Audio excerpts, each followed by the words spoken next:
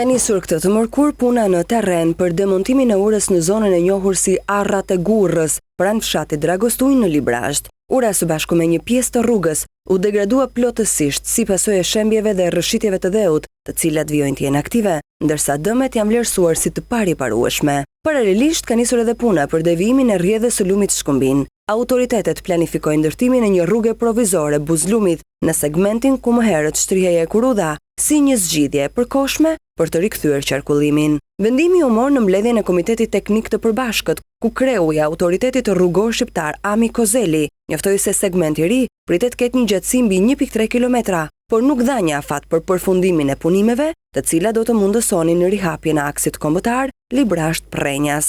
Ndërtimi një rruge të re alternative për gjatë Kurudhës në shtratin e lumit Shkumbin për të mundësuar kalimin e trafikut deri në stabilizimin e plotë të rrëshitjes. Prishja e urës ekzistuese, tashmë jashtë funksionit, dhe lehtësimi i ngarkesës në trupin e rrugës së rrëshitur deri në krijimin e një skarpate natyrale që do të mundsojë ndërhyrjen në mjetet e shpimit. Sistemimi dhe disiplinimi i urave sipërfaqësore në gjithë zonën përreth planit të rrëshitjes.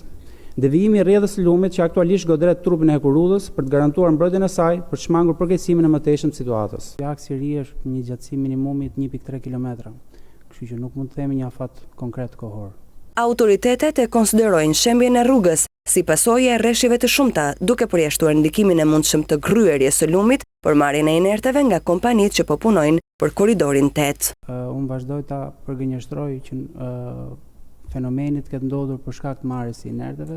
Nga analiza e kryer, rezulton se shkaku kryesor i kësaj situate mbetet ndikimi i rreshjeve intensive dhe të shtrira në kohë gjatë, erozioni lumor, si dhe saturimi i masivit të tokës. Nga dhjetori i vitit 2025 deri në shkurtin e vitit 2026, tani që jemi duke folur, sasia e rreshjeve ka pasur trefishin në krahasim me 2 vitet e mëparshme.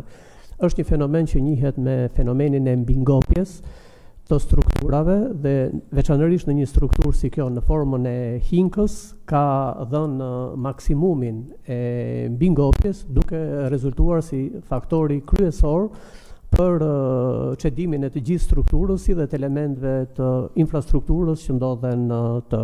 Por ndryshe nga autoritetet, inxhinieri gjeolog dhe përfaqësuesi i organizatave mjedisore, Arlisa Likaj, deklaroi për MCN se e gjitha kjo situatë ka ardhur si pasojë e grryerjeve masive në Shkumbin, ndërsa u bëri apel autoriteteve të pezullojnë lejet për marrjen e inerteve nga lumi. Rruga nuk ushem nga fati keq apo thjesht shiu, por ushon sepse u mastatuar shtrati i lumit që mban atë bazament. Janë gryer këmbët e malit, kompanitë ka marrë inerte për të mbushur rrugën dhe kanë hedhur inerte në lumin Shkumbin. Kanë prishur urat, kanë prishur gjeomorfologjinë, kanë shkatruar gjithçka. Këtë shkatrim gjeologjik po e kryejnë firmat, koncesionarët e ndërtimit, konkretisht firmat ANK, 2T. Aksi kombëtar që lidh juglindjen e vendit me Tiranën vijon të mbetet i bllokuar prej 5 ditësh. Ndërkohë, për shembjen e rrugës ka nisur hetim nga Prokuroria e Elbasanit për një sër veprash penale.